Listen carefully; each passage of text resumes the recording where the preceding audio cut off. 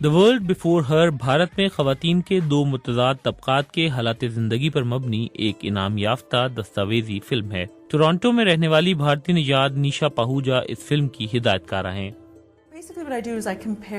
میں نے بھارتی خواتین کی دو بالکل مختلف دنیاؤں کا موازنہ کیا ہے۔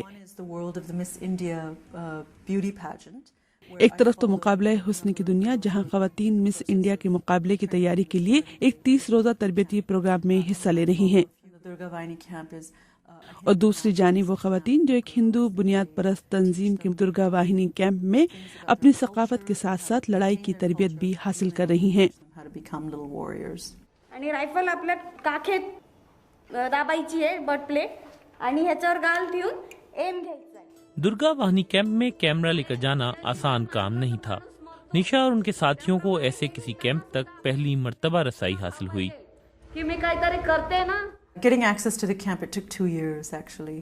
So درگا واہنی کیمپ تک رسائی حاصل کرنے میں مجھے 2 سال لگے۔ بنیاد پرست تنظیموں سے مراسم استوار کرنے کی کوشش کے دوران میں یہ جان گئی تھی کہ ان کا اعتماد حاصل کرنے کے لیے مجھے بھارت میں کافی وقت گزارنا پڑے گا۔ آہستہ آہستہ میں اپنے اصل موضوع کی طرف آئی اور کئی مہینوں کی محنت کے بعد انہوں نے مجھے رسائی دی۔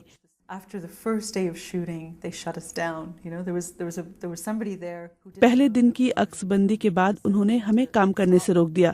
جب ہمیں دوبارہ عکس بندی کی اجازت ملی تو ہماری رسائی کو کافی حد تک محدود کر دیا گیا تھا۔ But then we were denied. We were denied. So our access sort of after that was limited.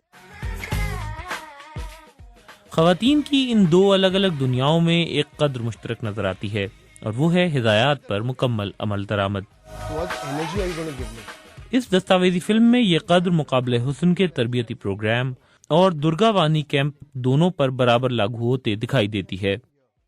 شیر بننے کی پرکریا یہاں سے شروع ہوتی ہے، یوتیوں کا شاریرک، مانسک اور بودھک جاگرن کرنے کا۔ فلم میں دکھائی گئی بھارتی خواتین کی یہ کہانیاں موجودہ دور کے بھارت کی عکاس ہیں، جہاں خواتین اپنی اپنی دنیاؤں میں اپنی پہچان بنانے کے لیے کوشاں ہیں۔